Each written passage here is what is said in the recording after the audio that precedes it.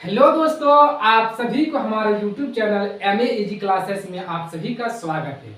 आइए आज हम इस वीडियो में बात करेंगे क्लास 10 NCERT की चैप्टर नंबर 1.1। 1.1 में क्या कहता है? कहता है निम्नलिखित संख्याओं में से HCF ज्ञात करने के लिए यूक्लिड विभाजन एल्गोरिथम का प्रयोग कीजिए। HCF मतलब होता है हाईएस्ट कॉमन फैक्टर, यानी महत्तम समापवर्तक ज्ञात करने के लिए यूक्लिड विभाजन एल्गोरिथम यानी यूक्लिड विभाजन परिमिका का प्रयोग करके क्या करना है? ज्ञात करना है। क्वेश्चन दिया है 135 और 225 का क्या निकालना है? HCF निकालना है। कौन से विधि से निकालना है? यूक्लिड विभाजन एल्गोरिथम का प्रयोग करके। सबसे पहले हम जान लेते हैं यूक्लिड विभाजन एल्गोरिथम होता क्या है। लिख लेते हैं यूक्लिड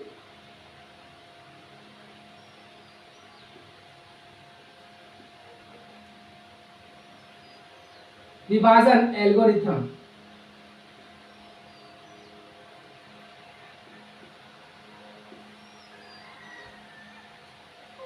यूक्लिड विभाजन एल्गोरिथम बराबर होता क्या है? होता है A बराबर BQ प्लस R।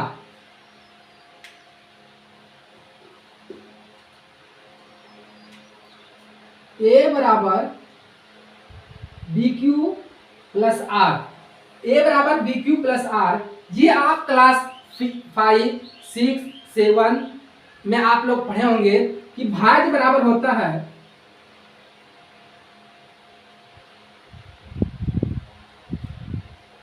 भाज्य बराबर भाजक गुना भागफल प्लस शेषफल। ये सब आपको मालूम होगा। लेकिन जो भाज्य है A क्या है? वो भाज्य है। B क्या है? भाजक है। Q क्या है? भागफल है। और R जो है वो शेषफल है। लेकिन इसमें एक कंडीशन है कि 0 is less then R। 0 R के बराबर हो भी सकता है और 0 के 0 से बड़ा भी हो सकता है। लेकिन R इज लेस देन जो होता है वो B होता है। इसका कहने का मतलब है 0 जो होगा वो R के बराबर भी होगा और R से 0 से बड़ा भी हो सकता है R। लेकिन B जो होगा वो हमेशा R से बड़ा होगा। यानी जो भाज्य होगा वो शेषफल से हमेशा क्या रहेगा? शेषफल से हमेशा बड़ा रहेगा। भाजक बड़ा रहेगा, शेषफल छोटा रहेगा। यानी यूं समझ लो कि 4 से अगर हम 5 को भाग देते हैं तो कितना आता है? 4 एकम 4 आता है। कितना बचा? 1। ये क्या हो गया? शेषफल। शेषफल हो गया। ये क्या हो गया? भाजक। ये हो गया, ये क्या है? भाज्य। और ये हो गया भागफल। यानी भाजक जो रहेगा ये B क्या है? भाजक है। B जो है वो भाजक है। तो भाजक जो रहेगा वो शेषफल से हमेशा बड़ा रहेगा। यही कंडीशन कहने का है। R जो रहेगा 0 is less than equal to R and R is less than B। यानी 0 R के बड़ा भी रह सकता है और बराबर भी, और जो B जो रहेगा वो R से हमेशा बड़ा रहेगा। चलिए अब हम लिख लेते हैं A बराबर जो दिया है, A जो रहेगा वो हमेशा क्या रहेगा? बड़ा रहेगा। यानी इसमें क्वेश्चन में जो नंबर दिया गया है वो 225 क्या हो गया? A हो गया। यानी जो बड़ा रहेगा वो A रहेगा, B जो रहेगा वो छोटा रहेगा। तो क्या होता है? यूक्लिड विभाजन एल्गोरिथम क्या होता है? A बराबर BQ प्लस R। A बराबर कितना है?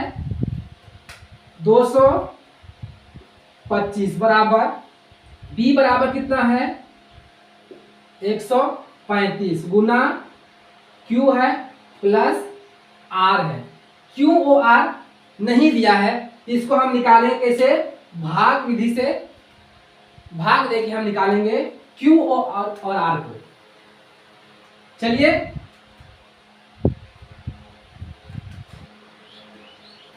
बी से भाग देंगे ए को,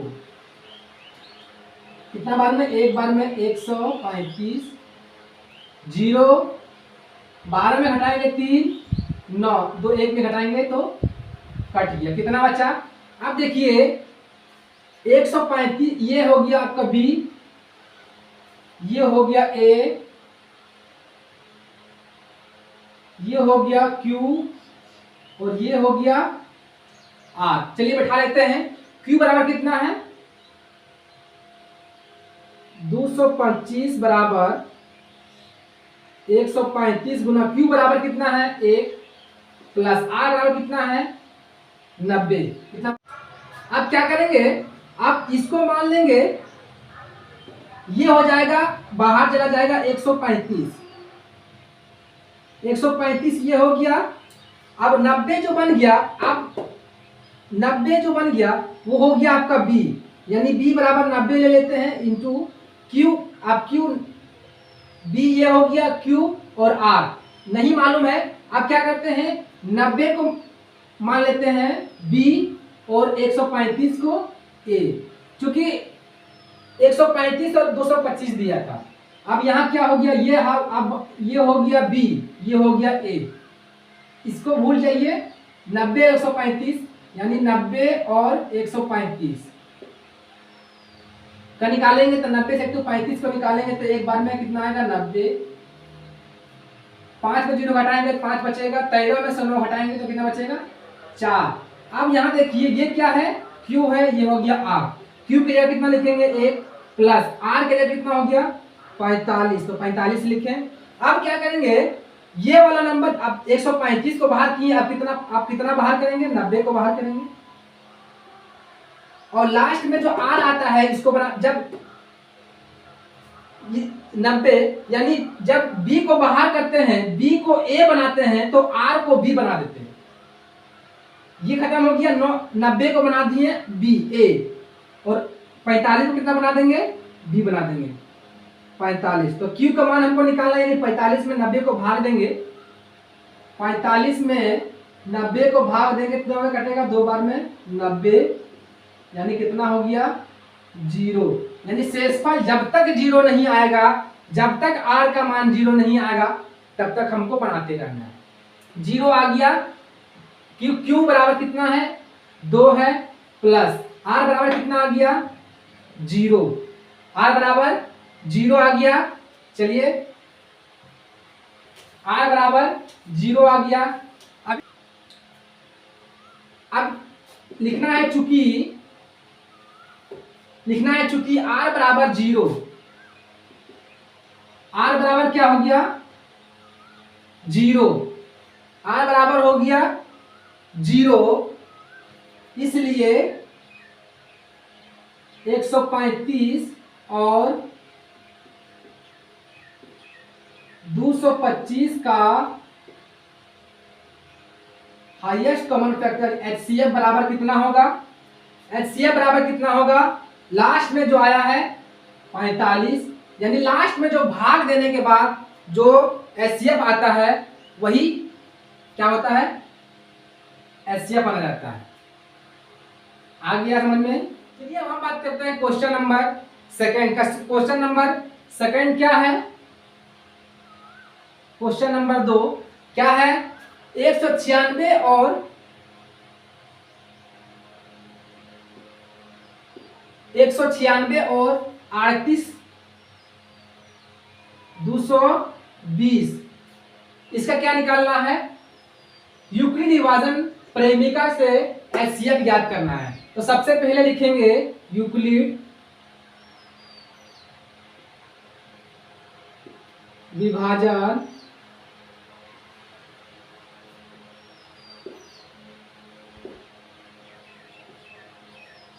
प्रेमिका से क्या होता है, A बराबर BQ प्लस R। A बराबर कितना है, A बराबर 38,220 और B बराबर कितना है 196। तो हम भाग देंगे 196, यानी B से भाग देंगे A को 38, 2 2 0।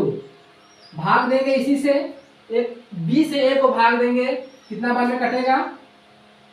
96 कम 196, कितना बचेगा? 12 में 6 जाएगा 6, 7 17 में 9 जाएगा 8, 186। अब फिर 2 लिखेंगे यहाँ, तो 9 बार में 9 छक 54, 4 5 9 9 81 और 5 86, 8 9 एकम 9 और 8 17, कितना? चलिए इसको माइनस कर लेते हैं। 12 में से 4 जाएगा 8, 11 में 6 जाएगा 9, 0 0। अब यहाँ 0 बचा है, ये 0 यहाँ लगा देंगे। अब एक बार में कट जाएगा, 5 बार में कितना आएगा? 900,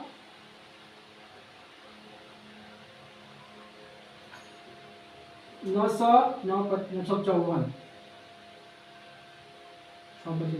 980 आ जाएगा। कितना हो गया? 0 0। कितना हुआ?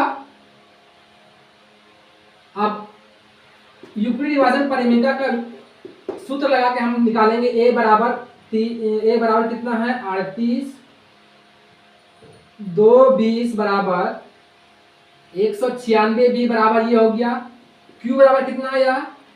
195 प्लस आर बराबर कितना आ गया? 0। एक ही बार में ये क्या निकल गया? तो लिखेंगे इसलिए आर बराबर कितना हो गया? 0। चूंकि 196 और 38,220 का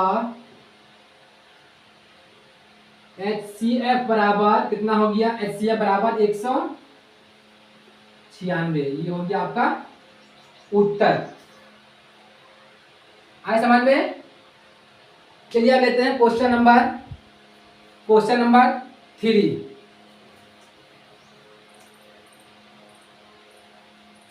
क्वेश्चन नंबर 3 क्या कहता है?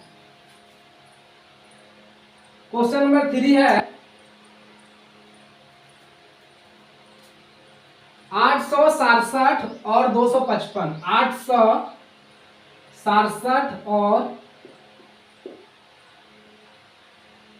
255, ये है आपका क्वेश्चन। लिखेंगे कंडीशन, कौन सा नियम से निकालना है? यूक्लिड विभाजन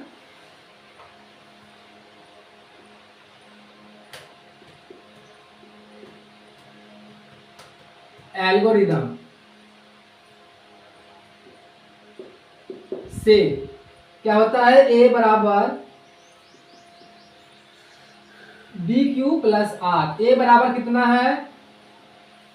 सबसे बड़ा 867, बड़ा रहेगा उसे ए मानेंगे, छोटा रहेगा उसे बी मानेंगे। 255 बड़ा है ए मान लिए, छोटा है बी मान लिए।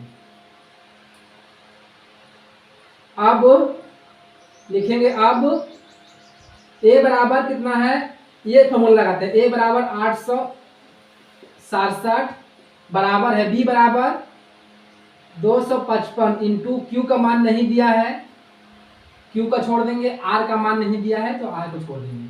बी से ए को क्या करेंगे? भाग देंगे 867।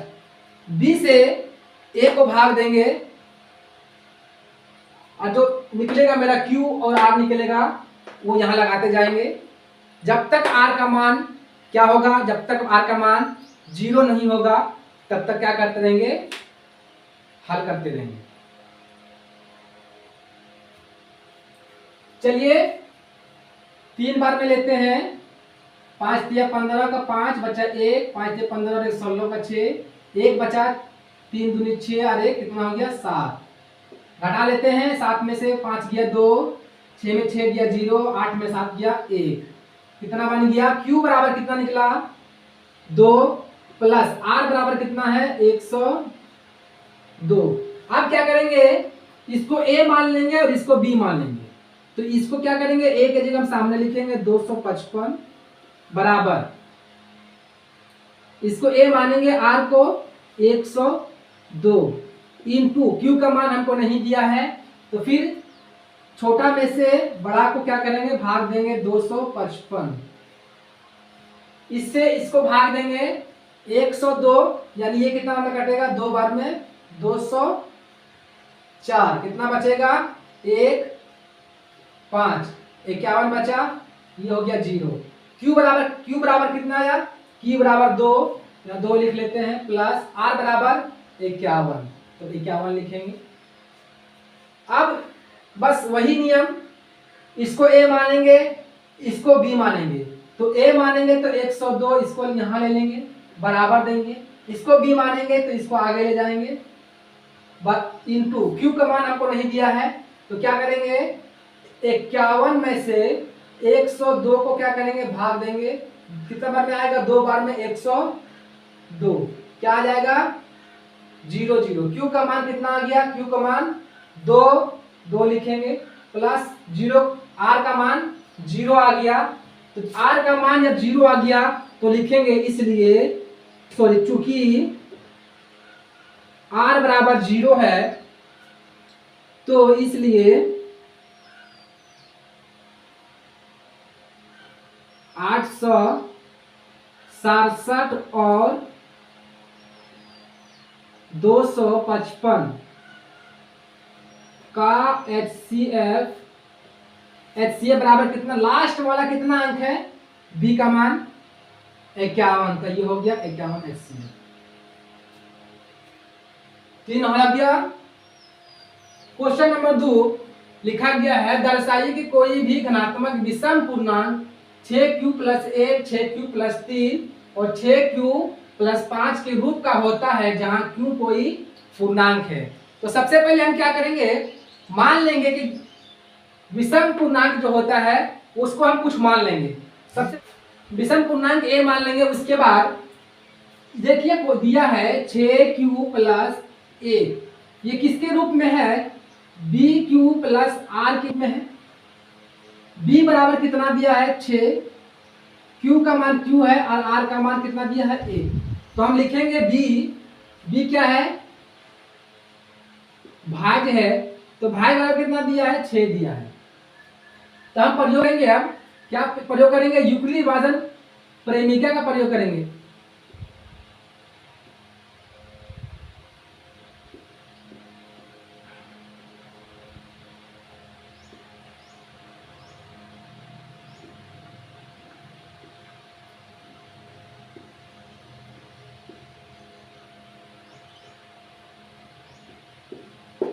यूक्लिडी विभाजन एल्गोरिथम क्या होता है, a बराबर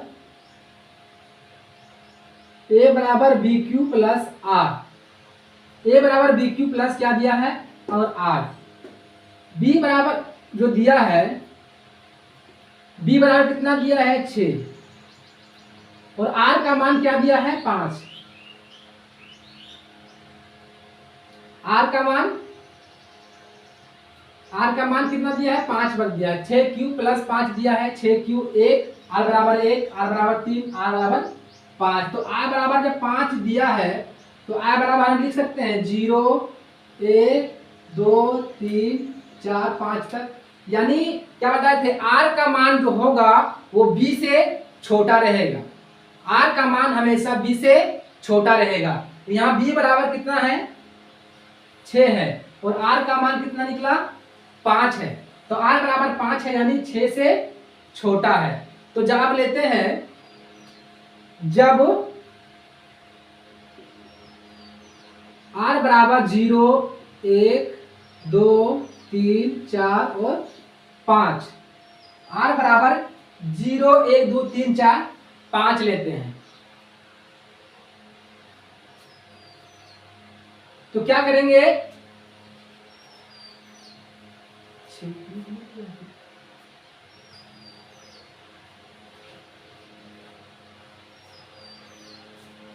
सबसे पहले r बराबर 1 लेंगे,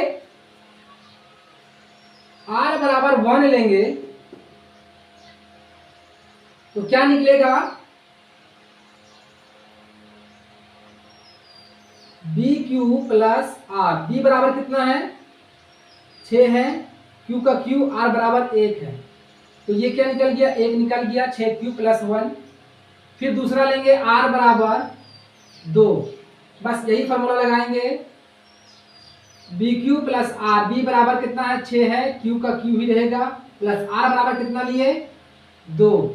ये क्या विषम पूर्णांक है, ये क्या विषम पूर्णांक है, वही पूछ रहा है कि विषम पूर्णांक के रूप में होता है जहां कोई क्या है, क्यू कोई पूर्णांक है, क्यू पूर्णांक है, लेकिन क्या विषम पूर्णांक 1, 3, 5 होता है, बस वही दर्शाना है। तीसरा लेंगे आर बराबर 3, तो क्या करेंगे, बी क्यू प्लस आर, यानी बी बराबर 6, क्यू का मान क्यू ही रहेगा, प्लस आर बराबर 3 है। आ गया।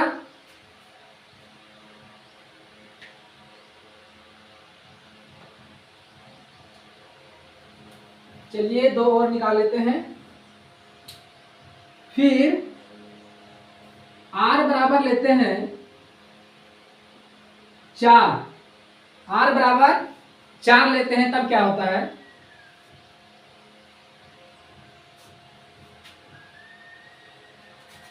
यहां ए,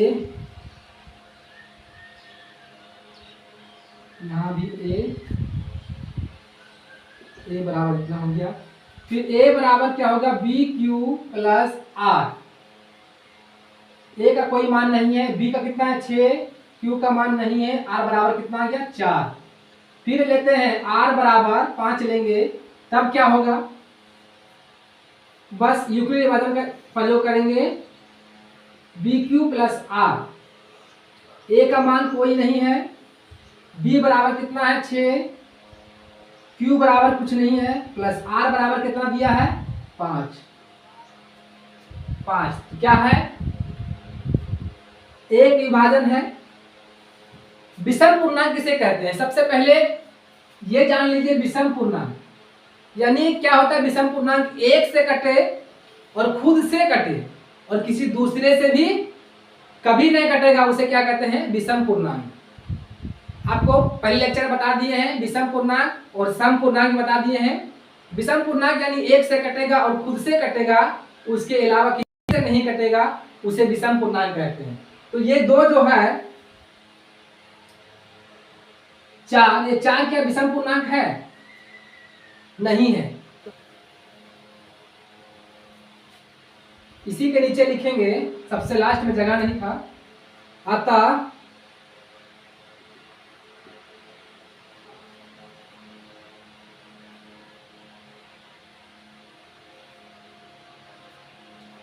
कोई भी धनात्मक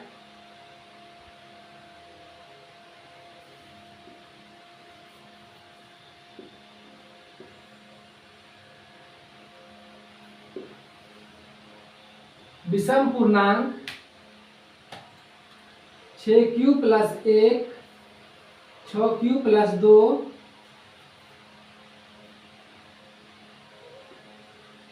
6q प्लस 5 के